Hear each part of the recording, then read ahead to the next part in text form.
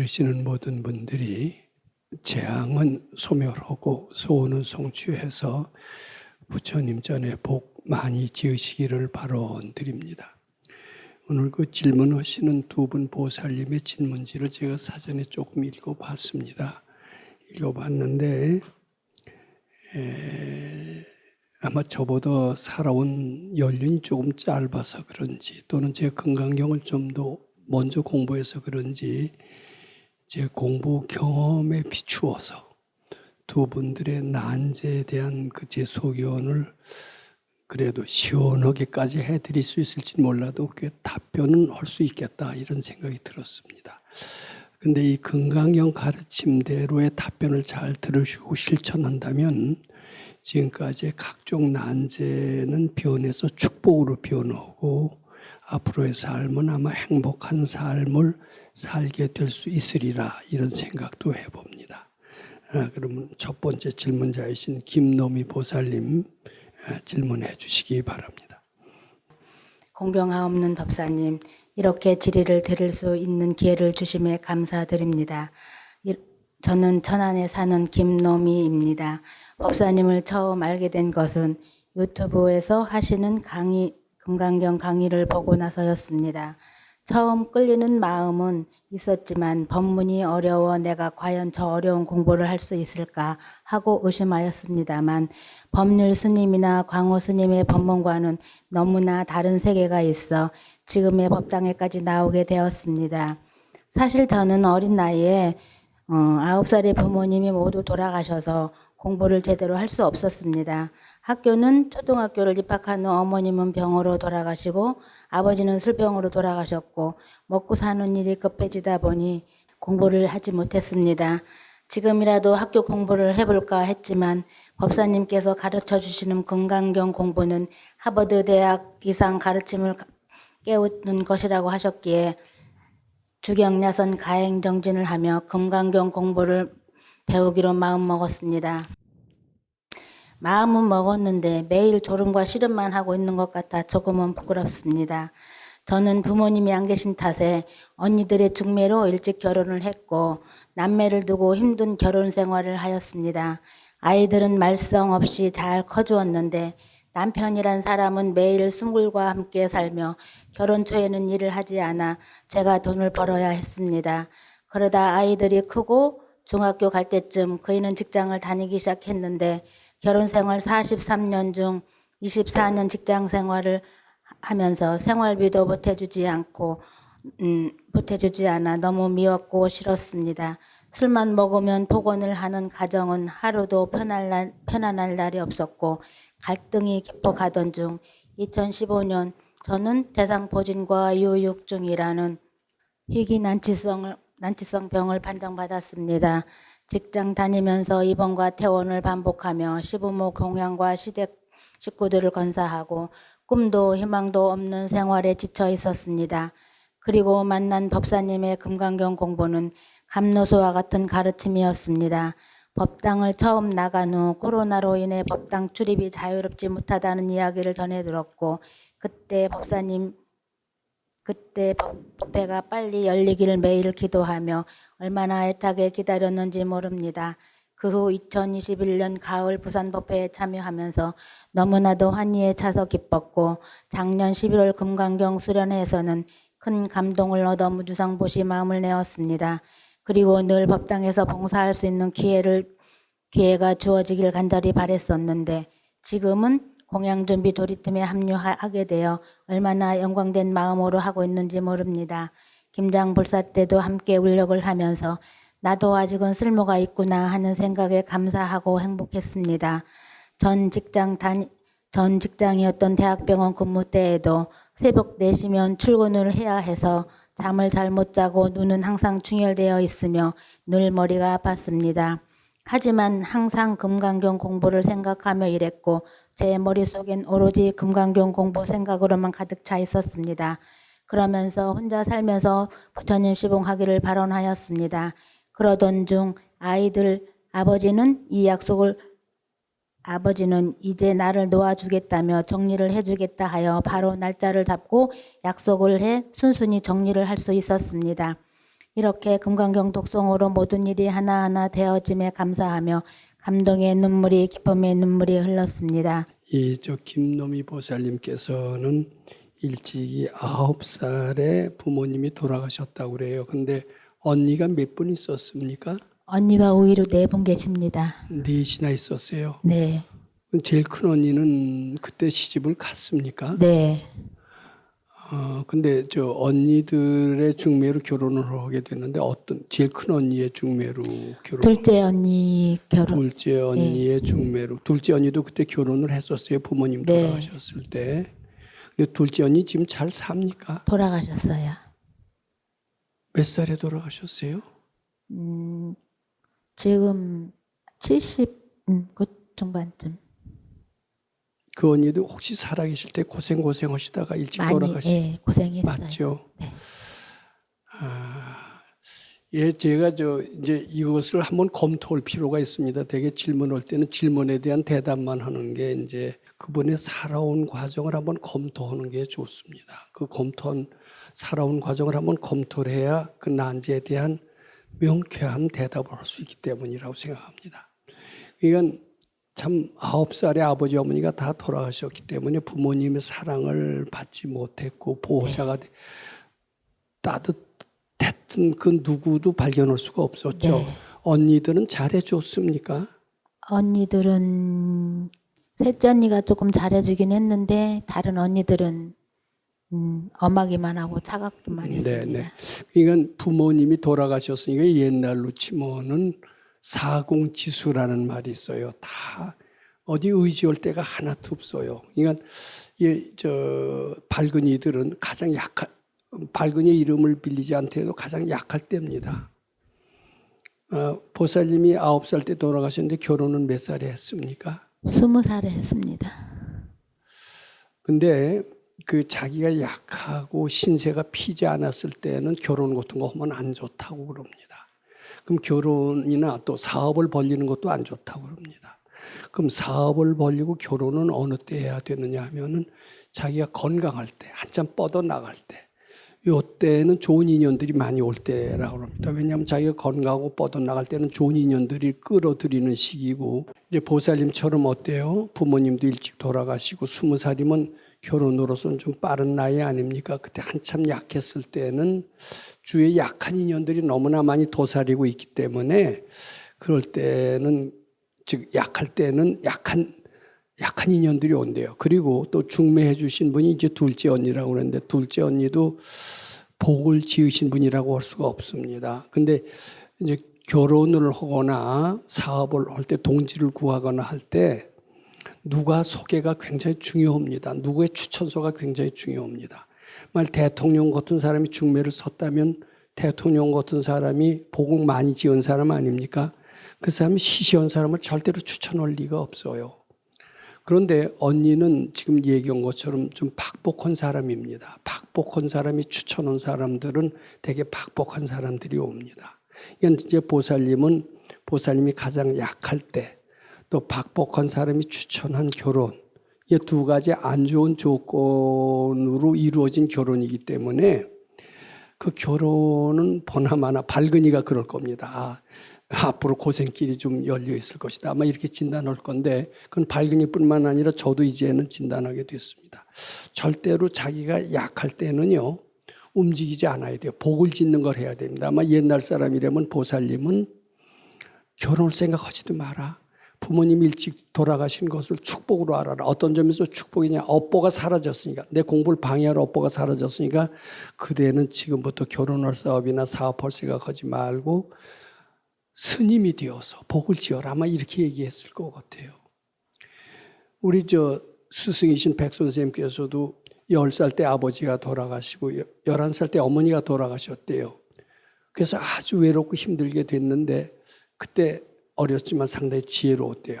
이제 부모가 다 돌아가시니까 나는 승려가 돼야 되겠다. 나를 잡아들일 인연들이 다 없어졌으니 얼마나 좋으냐. 그 역경을 승려가 되는 길을 택함으로써 역경을 축복으로 바꾸기 시작을 한 겁니다. 그때는 결혼이나 사업이나 취직을 해도요 나쁜 인연을 만나게 되기가 쉬워요. 그때는 복을 짓는 게 제일 좋습니다. 학교를 다녀도요 동료들한테 많이 추운데를 받게 되기 쉬웠을 것 같습니다. 그때 9살 때 부모님이 다 돌아가셨을 때는 아마 어떤 지혜 있는 이라면 너는 지금 학교 가도 힘들다. 절에 오면은 다 먹여주고 재워주고 학교도 보내주니까 동진 출가라는 게 있지 않느냐. 출가해서 복을 지어라. 그리고 재앙을 소멸해라. 아마 이렇게 했었을 것 같습니다. 근데 보살님은 그렇게 주위에 그렇게 권하는 밝은 스승도 없었고요. 승려가 되지도 않았었어요. 그리고 둘째 언니라고 하는 그이도 박복하신 분입니다.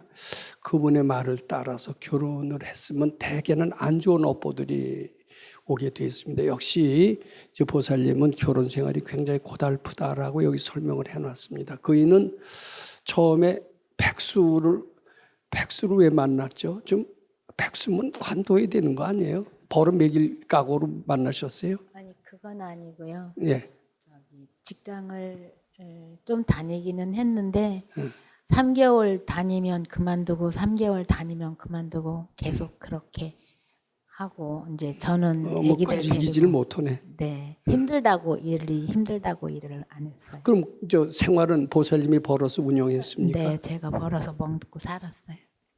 그러면 그렇게 가족도 먹여 살리지 못하면 미안하기라도 해야 되는데 미안하기는커녕 외래 뭐 불평하고 큰 소리 치고 늘 들들 볶고 그랬죠.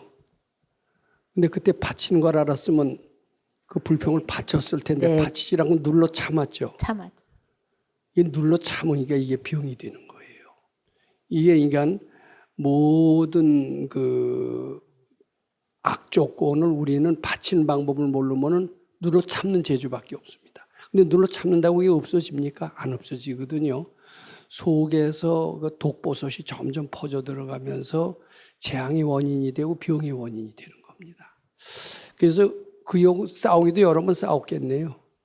집이 토화될 정도로 싸우고 도망도 많이 다니고 근데 도망도 다니는데 또 잡혀 들어갔어요. 잡혀도 가고 애들이 있기 때문에 도망갈 수도 없고. 네. 그러니까 그 화나고 울분이 터지는 걸 눌러 참으실 수밖에 없었죠. 그때는 뭐 절이고 뭐고 어디 다니시지도 않았죠.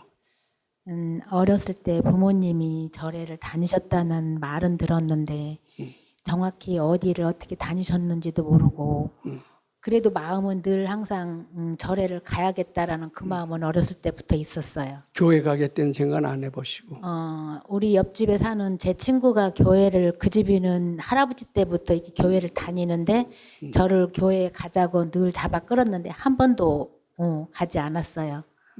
교회는 안 가고 절 쪽으로 마음이 항상 끌려 있었어요. 네, 근데 이제 보살님 생활이 너무 척박했습니다. 남편이라는 사람은 가정엔 마음이 없고 돈 생기면 다 딴 데다 쓰고 이러지 않아요, 혹시? 돈을 못 벌으니까 어디 쓸 데도 없고 좀 그렇게 원래 부모님 두 분도 그렇게 사셨어요. 그래서 시부모. 네, 그래서 생활비도 거의 저희가 벌어서 대주고 시누이 시동생도 저희가 다 결혼시켜주고 또 큰 아주버님 일찍 돌아가시는 바람에 아이들 둘 3살 5살짜리 두고 돌아가셨는데 걔네들 다 키워서 그 남편 형제 아니라 장가 보살님 보내고. 혼자 다 한 거죠? 서울대학병원에 다니면서 그렇게 열심히 돈 벌어서 아유 참 속으로 억울하고 분하고 난 왜 이렇게 박복한가 그랬어요, 안 그랬어요? 한때는 그런 생각을 했는데 이제 지금은 다 정리가 되고 나니 이렇게 한꺼번에 모든 게 정리가 돼서 이제는 공부할 시기를 빨리 땡겨주려고 그랬나 보다라고 생각이 되니까 지금은 괜찮아요. 근데 이제 저는 이거 전생이라는 것을 믿는데 전생부터 이 발근이 도인을 만나서 올바른 정법을 공부해 보겠다는 그런 염원이 아마 있으셨던 분 같아요. 그러니까 교회가 아무리 가까이 있으면서 유혹을 해도 교회는 움직이지 않았고 오로지 나를 이끌어줄 올바른 그런 가르침이 있을 것이다. 그리 쭉 향했던 것 같아요. 왜냐하면 그 향한 결과 요 가르침을 만난 게 언제였다고 그랬었어요? 2019년도에 법당에 왔었는데 그때 한참 코로나 때문에 이게 법회가 안 열린다고 해서 예. 그날 근데 그때 만났을 때 아주 가르침을 듣고 마음이 퍽 뚫리는 것 같았다고 그랬죠. 네. 그 왜냐하면 지금까지 쭉 눌러 참는 거 제주밖에 없었어요. 우리 역경이 생기고 분하고 억울하고 이러면요. 어떡합니까? 지금은 바치는 걸 아니까 그 생각이 착각인 줄 알고 자꾸 바쳐서 소멸하는 재주라도 있지만 그전엔 그런 게 없으니까 억지로 눌러 참고 그러다가 이 분통을 어떻게 해소하다가 무슨 생각이 드는지 바쳐라. 바치면 없어질 것이다. 이 얘기를 듣고 마음이 후련하게 아마 열리셨던 것 같아요. 네. 그리고 원하는 대로 이루어질 것이다. 이 얘기도 듣고 또 네. 이제 살 길을 찾았다. 이렇게 했던 것 같아요. 그러면서 이 지겨운 남편하고 헤어지길 발언을 자꾸 했을 겁니다. 네, 많이 했어요. 그랬더니 결국 소원이 이루어졌어요, 안 네, 이루어졌어요? 이루어졌어요. 순순히 놔줬다는 것은 다행입니다. 네. 아직도 살아 계시겠네. 가까이서 사신다고는 하는데 이제 저 한 번도 만난 적은 헤어진 후로 만난 적은 없고 애들을 통해서 소식은 한 번씩 들어요. 이 보살님 자녀도 이미 다 커서 결혼했겠네요. 예, 이 딸아이는 결혼을 저 닮아서 일찍 해서 그런지 지금 큰 손주가 지금 20살이고 보살님은 연세가 어떻게 되죠? 제가 지금 64입니다. 근데요. 이 공부는 이제 실감을 느끼기 시작한 겁니다. 이제 바치는 걸 알면서 법당에 못 나오시더라도 자꾸 바치면서 속에 쌓였던 울분이 하나하나 가시고 편안한 세계를 맛보고 그리고 원 세우는 대로 이루어진다라는 걸 그대로 실천을 하셔서 남편으로부터 그 지겨운 남편으로부터도 해방의 기쁨을 맛보셨습니다. 이제는 이제 내가 가고 싶은 대로 가야 되겠다. 그리고 그때 한달음에 법당에 달려오고 싶었죠. 네. 아무도 나를 잡을 사람은 없었던 겁니다. 네. 굉장히 아주 타양살이 10여 년에 고향에 돌아오신 기분 느끼세요? 안 느끼세요? 네, 느낍니다. 근데 굉장히 기쁨을 많이 다른 어떤 분보다 이 법당이 뭐가 그렇게 좋았습니까? 하여튼 여기 오면은 친정에 온 것처럼 포근하고 편안하고 그냥 마음이 쉬어지고 아무 생각이 안 났어요. 아는 사람 아무도 없어도. 네. 처음에 딱 들어섰을 때 정치호 가사님을 배웠었는데 지금은 법회 안 합니다. 딱 이 말 한 말씀 하시는데 그냥 차 밖에다 대놓고 밖에서 거의 1시간은 있다가 되돌아오는데도 정말 내가 살 길은 여기구나라는 싶은 마음뿐이었고 이렇게 무뚝뚝하게 잘랐는데도 예. 쌩하고 가시지 않고 그냥 다시 매달리셨네. 예, 너무 정치호 선생님 잘해주시. 그 이후로 이제 법당에 올 수 있는 시간만 기다려주고 일을 하면서도 항상 그 생각으로 머릿속에 가득 차 있고. 아니요, 근데 요게 이제 제가 쭉 도인을 모시고 몇 년을 지내 보니까 이게 여러 생 전부터 밝은 가르침 만나고 도인 만나서 부처님전에 복 많이 지길 바라고 자꾸 그렇게 기도를 하셨대요. 근데 그게 어느 생인가 원하는 대로 반드시 소원이 이루어졌고 금생에도 초년에는 그렇게 고생을 많이 했지만 결국은 그 소원이 이루어져서 그 지겨운 남편하고도 헤어지고 본래 고향 원 세운 그대로 현실로 이루어지면서 이렇게 된 걸 보면은 저는 예전에 들었던 그 도인의 법문 이제 그것을 다시 생각하게 됩니다. 이 도인이라는 게 쉽게 만나지는 게 아니래요. 법당도 올바른 정법을 하는 것도 한두 생 별로서 만나지는 게 아니랍니다. 여러 생 계속해서 간절히 원 세우고 이제 예를 들면 하버드 대학 같은데 금방 몇 번 소원 빈다고 가지겠습니까? 마찬가지로 이런 정법을 만나는 데는 아주 어려워서 여러 생 별로서 오시니까 정말 아주 오랫동안 친하게 사귀었던 친구 만난 것 같고 본래 오랫동안 떨어져 있었던 고향에 돌아온 것 같이 기쁨을 느꼈다. 그런 얘기로 됐고 이제 그 중간에 바치는 법을 통해서 비용도 많이 좀 부드러워졌고 소원 성취가 돼서 남편하고도 헤어질 수가 있었다.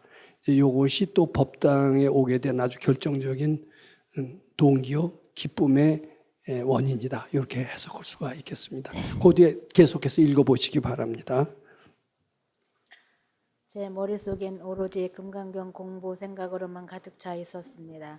혼자 살면서 부처님 시봉 잘하기를 발언하였습니다. 그러던 중 아이들 아버지는 이제 나를 놓아주겠다며 정리를 해주겠다 하여 바로 날짜를 잡고 약속을 해 순순히 정리를 할 수 있었습니다. 이렇게 금강경 독송으로 모든 일이 하나하나 되어짐에 감사하며 감동의 눈물이 기쁨의 눈물이 흘렀습니다. 작년 1월 29일에 열린 서울 대법회 또한 감동이었습니다. 법당에 계신 도반님들이 하나된 마음과 법문하시는 법사님 모습은 아주 밝으신 태양 그 자체였습니다. 그때의 감동이 계속 이어져 제3회 주말 출가까지 신청하게 되었고 이번 법사님과 함께하는 대만 성지순례에 참여하게 되는 영광까지 누리게 되었습니다. 대만의 불교는 자발적 보시와 봉사로 이루어진 것 같았고 배울 점이 많아 보였습니다. 특히 불광사 성운 스님의 자비로운 마음은 법사님께서 만들고자 하시는 세상과 매우 흡사해 보였습니다.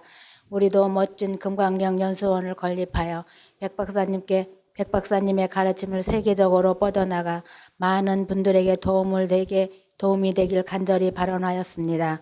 법사님 감사합니다. 그리고 질문 2가지 올리겠습니다.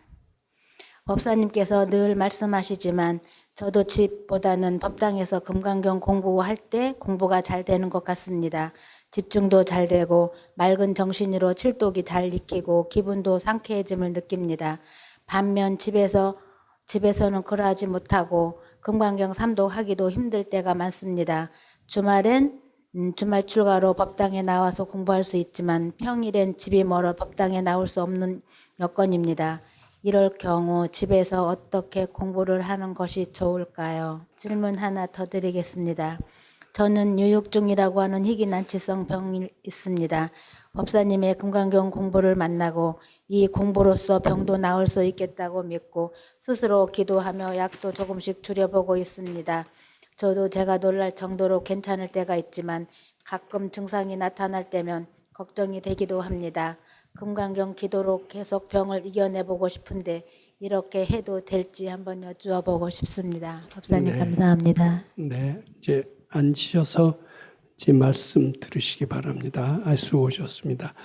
그러니까 이제 가정과 자녀, 남편과 자식들에 꽁꽁 묶여서 이 세상이 얼마나 넓고 아름답고 좋은지를 전혀 구경하지 못하고 숨막히는 가정 속에서 사시다가 이 가르침을 만나면서 우선 마음속에 여러 가지 고통이 사라지고 드디어 원을 세워서 지중한 엇보인 남편과 해결하게 됐습니다. 그러면서 법당이라고는 좀 더 넓은 세계로 들어오게 됐던 것 같습니다.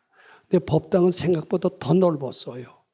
그러면서 환희심이 나면서 수안보 거기 법회도 참여하시고 제1회 주말 출가, 제2회 주말 출가도 참여하시고 요번에 대만 성지순례에도 또 참여하신 것 같습니다. 대만의 성지순례는 과연 세계적이라고 할 만큼 큰 스님은 커 보였습니다. 근데 요게요, 금생에 이렇게 큰 스님, 넓은 세계를 봐두는 게 좋대요. 그래야 또 내 생에도 큰 일을 할 수 있는 인연을 맺게 된다고 그럽니다. 그래서 금생에 만약에 여기 오시지 않고 가정에서 그저 자녀들과 함께 했었다면은 내 생에도 똑같이 지극히 제한된 삶 속에서 이렇게 될 겁니다.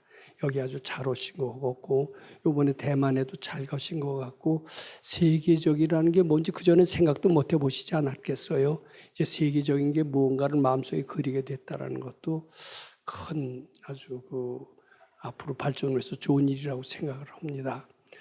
그리고서 이제 집보다는 법당의 공부가 잘 된대요. 역시 아마 보살님은 그 법당이 내 집 같죠. 직장을 다니고 돈을 버셔야 된다면은 구태여 주중에 직장을 버리고 오실 필요가 없습니다. 근데 만약에 쉬는 기간이라면 주중 출가도 신청을 하시고 가능한 대로 법당에 많이 머무르셔야 됩니다. 그래서 묵은 때를 씻어버리고 부처님을 좀 더 향하시는 것이 바람직하지 않나 이렇게 생각합니다. 그리고 이제 2번째 질문은 뭐냐면은 유육종이라고 하는 희귀병이 있다고 그랬는데 금강경 공부로서로도 이것을 나을 수 있느냐라는 얘기입니다. 근데 이제 대개 이런 병이 있으면은 사람들은 절에 와서 도인을 찾기보다는 대개 의사들한테 갑니다. 의사한테 안 되면 한의사한테라도 갑니다.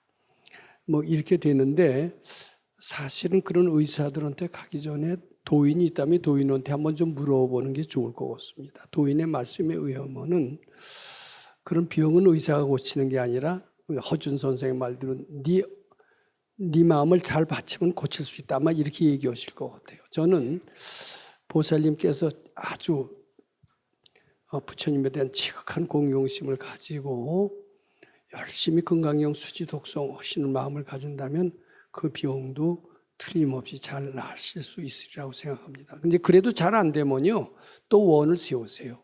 좋은 의사 만나 부처님 전에 복 많이 지길, 이 병을 고쳐 복 많이 지길 발언하면은 또 원 세워서 남편하고 헤어진 그런 체험도 하셨듯이 건강경만 읽어서 바로 고쳐지는 수가 있어요. 근데 그걸 믿으셔도 되고, 그러다 잘 안 되면 그때는 어떤 원을 세우느냐 하면은 좋은 의사 만나서 이 병 고쳐서 부처님 전에 복 많이 지길 발언. 그렇게 하면 또 좋은 의사가 인연이 되어서 고칠 수도 있다. 이렇게 생각하시기 바랍니다. 하여튼 자주 법당에 나와서 공부 잘 하시면은 여러 가지 돌파구가 잘 생기지 않을까 이렇게 생각합니다.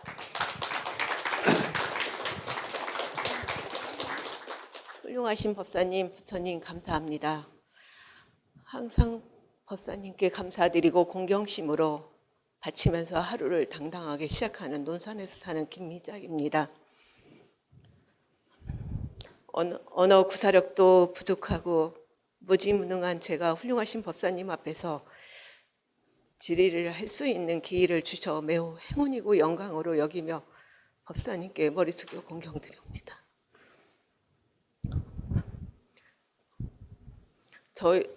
저희 부모님은 자식들한테 항상 관대한 모습으로 대해주셨고 도에 대한 강한 의식이기 때문인지 주변 사람들한테는 항상 손해보는 듯한 모습으로 항상 못난 모습으로 생활하는 것처럼 보였습니다. 매사에 올바르게 행해야 한다는 의식만 있으셔서 그런지 가난은 모처럼 해결되지 않고 살아오신 것 같습니다. 저는 부모님께 한을 풀어드리고 싶은 욕망으로 제가 되지 못한 공무원 직업을 당시 무직이었던 남편에게 공무원이 되어야 한다는 조건으로 결혼을 하게 되었습니다. 남편은 열심히 공부하여 3년 만에 7급 공무원으로 서울시와 중앙부처 시험을 우수한 성적으로 합격하여 서울시에 근무하다가 최종적으로 전공을 살려 중앙부처 법제처에 근무를 하게 되었습니다.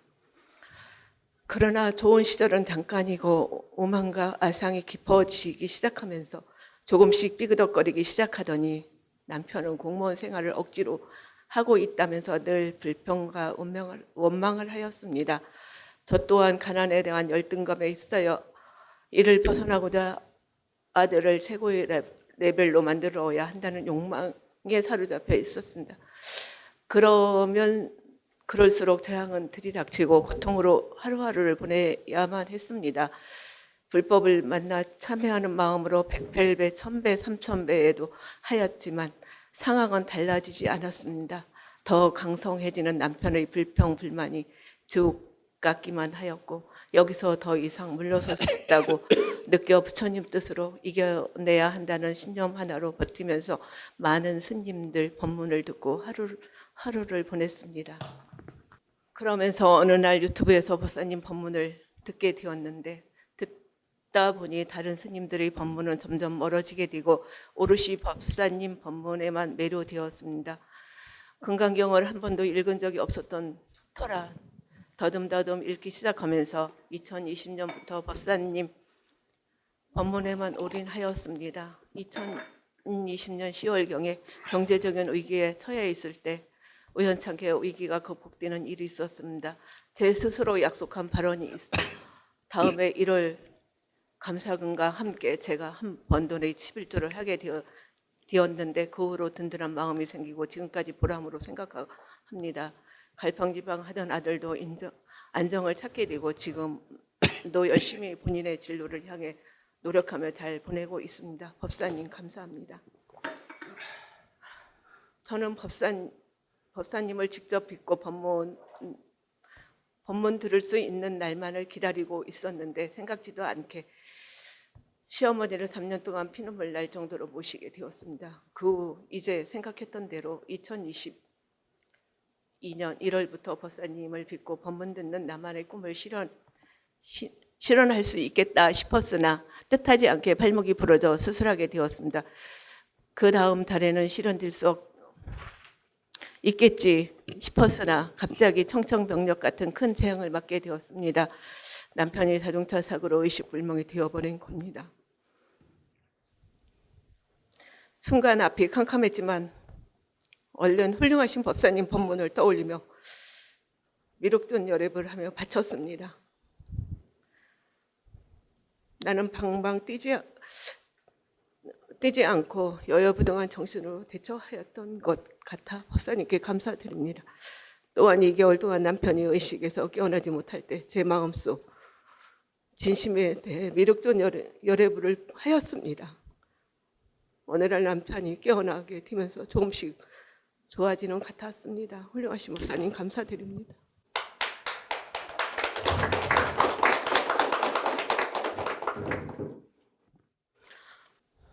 훌륭하신 법사님 법문으로 다시 태어나 새로운 사람으로 새로운 인생을 출발하는 마음으로 부처님 시봉 잘하며 복 많이 짓길 바라옵니다.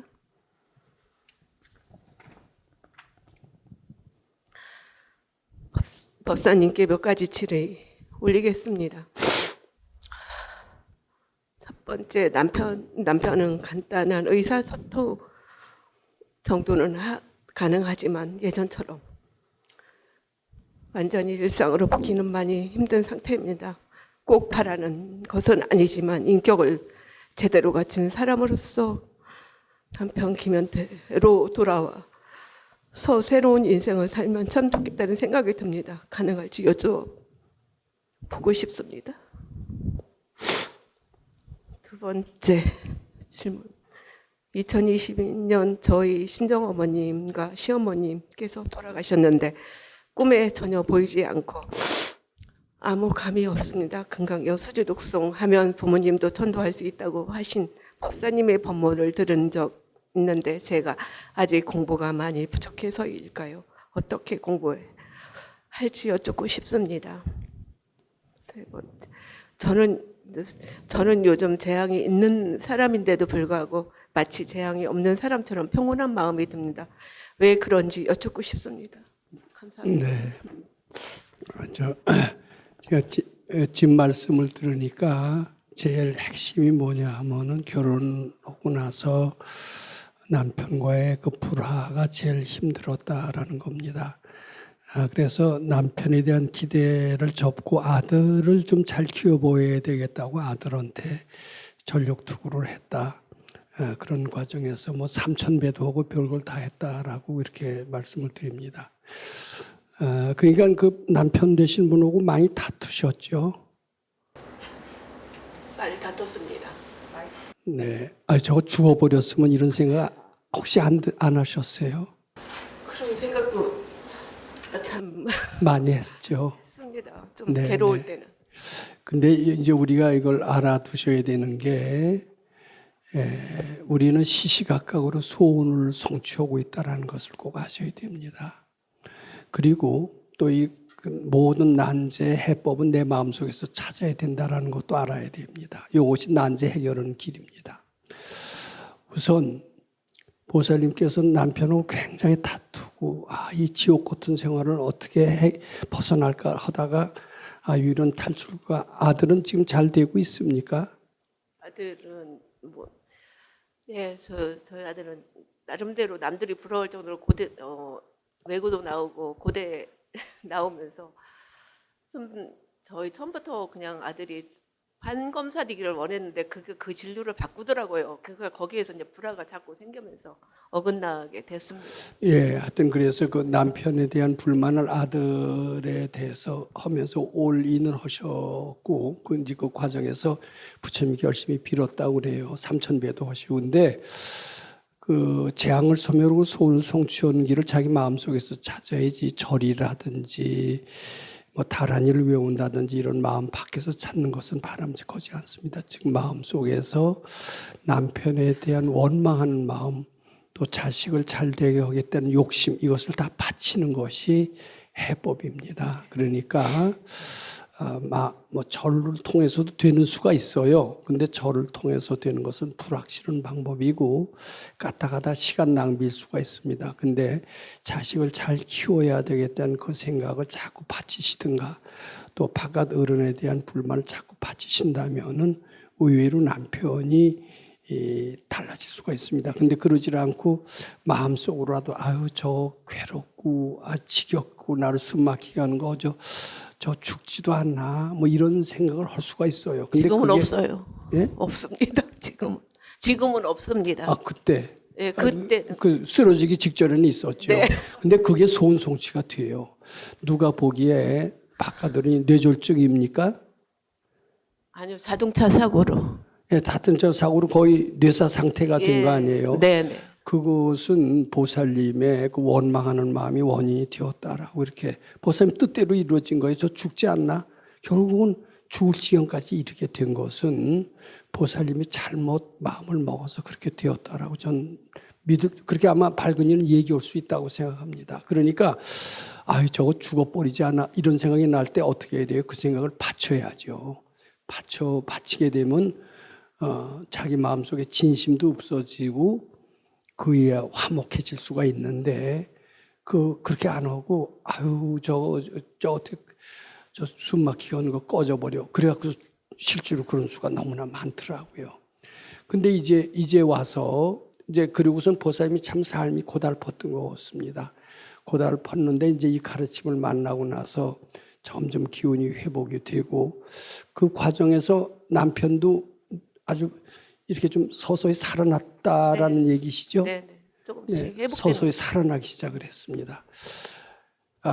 지금 시간이 거의 됐기 때문에 결론을 맺고자 합니다. 근데 이제는 좀 미안하죠. 그동안 원망도 했고 그랬다가 이제 저렇게 안 된 걸 보니까 좀 딱한 생각이 들어야 안 돼요.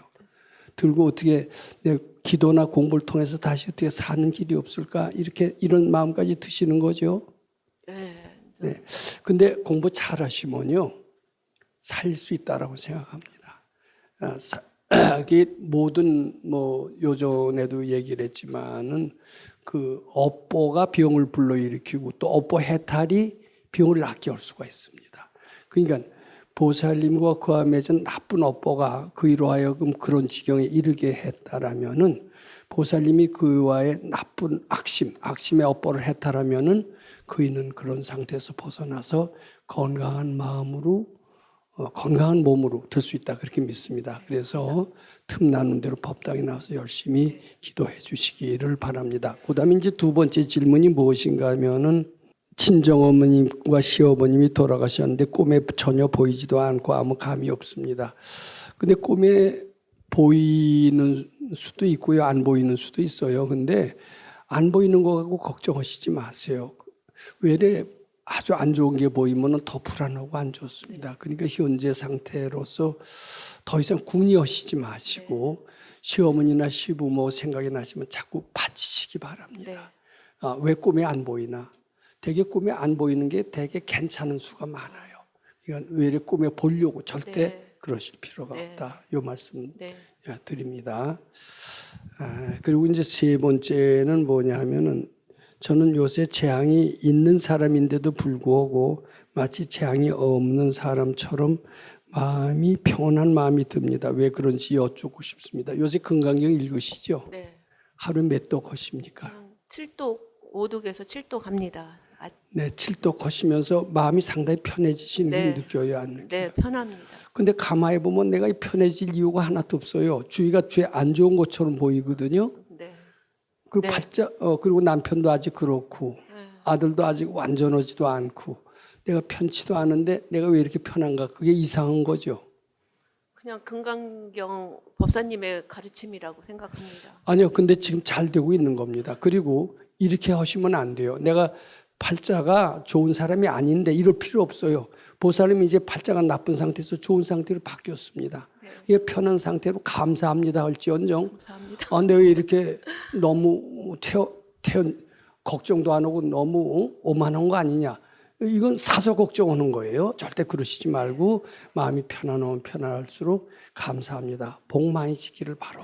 그렇게 자꾸 오시면서 건강경 자꾸 읽으시면 점점 더 편안해지는 상태가 이어질 겁니다. 네, 법사님의 힘입니다. 감사합니다. 시간이 다 됐다고 그래서 제 말 중에서 꼭 2가지 기억해 두시기 바랍니다. 모든 난제의 해법은 마음 밖에서 찾지 마라. 절이나 다란이나 이런 걸 찾지 마라.